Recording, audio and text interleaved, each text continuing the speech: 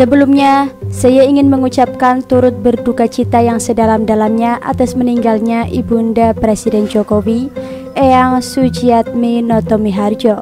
Semoga amal ibadah almarhumah diterima oleh Allah Subhanahu wa Ta'ala, dan semoga keluarga yang ditinggalkan diberikan kekuatan dan ketabahan menghadapi cobaan ini. Amin ya Rabbal Alamin. Sudah seringkali kita mendengarkan tentang peperangan antara Presiden Jokowi dan lawan politiknya dalam masa merebaknya wabah virus corona. Namun baru sekarang kita menemukan istilah yang tepat untuk menyebut para lawan politik presiden itu. Mengambil dari apa yang dicuitkan oleh jubir Presiden Fajrul Rahman, para pecundang politik mencoba mengail keuntungan di tengah kesulitan masyarakat melawan COVID-19. Kita catat perilaku mereka. Selain melawan COVID-19, kita bersama melawan para pecundang politik. Demikian antara lain yang dicuitkan oleh Fajrul di Twitternya. Dan ini sangat-sangat benar. Ada yang berusaha mengail di air keruh, sementara Presiden Jokowi sedang berusaha keras membersihkan kekeruhan air itu. Motifnya apa? Apalagi kalau bukan politik. Dan segala tentang politik adalah tentang kekuasaan. Siapa yang masih memikirkan kekuasaan ketika bangsa ini sedang berusaha keras melawan penyebaran wabah penyakit yang sudah merenggut banyak nyawa? Tanpa dijawab pun, pertanyaan ini sudah mewakili betapa pecundangnya jiwa-jiwa mereka ini. Wabah COVID-19 ini imbasnya sangat masif, bukan hanya dari segi kesehatan dan nyawa, juga sanggup menggetarkan dan merontokkan perekonomian dunia. Semua negara mengalaminya, bukan hanya Indonesia saja. Ketika Presiden Jokowi memimpin rakyat menghadapi wabah corona, para pecundang politik malah menyerang Presiden. Ketika Presiden Jokowi memikirkan cara untuk melindungi rakyatnya, mereka ini malah memikirkan cara untuk mewujudkan ambisi pribadinya. Jahat kan? Terhitung sudah 2 kali serangan yang mereka lancarkan terhadap Presiden. Namun, Presiden Jokowi berhasil mematahkannya dengan telak. Yang pertama ada perangkap lockdown. Pemaksaan lockdown merupakan serangan pertama. Begitu masif, berbagai pihak menekan dan memaksakan agar Presiden Jokowi segera menerapkan lockdown. Padahal, lockdown berpotensi merontokkan perekonomian sejumlah rakyat Indonesia, terutama yang bekerja di sektor informal. Sementara, lockdown di negara lain juga ternyata tidak berpengaruh terhadap penyebaran virus corona seperti di Italia. Presiden Jokowi melawan serangan ini dengan cara tegas menyatakan bahwa Indonesia tidak memberlakukan lockdown.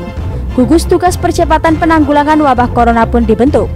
Lalu tanpa intro, tiba-tiba saja Presiden Jokowi memberi kita rumah sakit baru dengan menyulap Wisma Atlet bekas Asian Games. Tiba-tiba saja Presiden Jokowi menyiapkan banyak peralatan tes virus corona, disambung dengan penyiapan 2 jenis obat, Avigan dan Chloroquine. Isu lockdown pun dilawan oleh berbagai ahli dan pengamat ekonomi. Mereka mengungkapkan lockdown ini lebih banyak jeleknya buat rakyat. Kedua, sentimen anti-Cina. Karena narasi lockdown sudah tidak mempan, serangan kedua pun dilancarkan. Sentimen rasial pun dimainkan. Persis seperti ketika Anies Baswedan menyebut Tiongkok ketika dia dikritik habis-habisan soal patung bambu getah-getih ratusan juta yang jadi sampah hanya dalam hitungan bulan. Sentimen SARA memang akan terus dimainkan terhadap Presiden Jokowi. Serupalah dengan cover majalah Tempo yang menggambarkan Jokowi berkulit terang dengan mata sipit. Semua itu adalah tentang politik dan kekuasaan. Jangan dikira kita nggak paham ya. Dicek ke Twitter, serangan dimulai.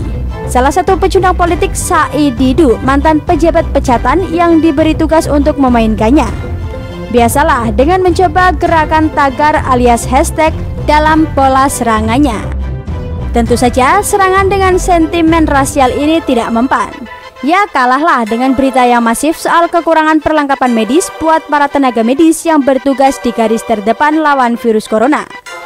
Apakah perlengkapan itu bantuan dari Cina, atau dibeli dari Cina, atau dikasih yayasan dari Cina? Masyarakat tidak memperhatikan. Ketersediaan itu jauh lebih penting. Presiden Jokowi sendiri memberikan banyak kompensasi buat para tenaga medis. Kemudian ada pula kebijakan khusus dalam pembayaran cicilan kredit motor atau mobil atau kapal nelayan dan kredit usaha jenis UMKM, yakni kelonggaran pembayaran selama 1 tahun ke depan. Ini sudah mengalahkan narasi sentimen anti-Cina dengan sukses. Orang lebih mendengarkan presiden ketimbang narasi basi para pecundang politik itu. Tanpa diminta pun, netizen plus 62 siap membela presidennya di media sosial. Para pecundang politik pun mulai menyusun rencana baru. Serangan apa lagi?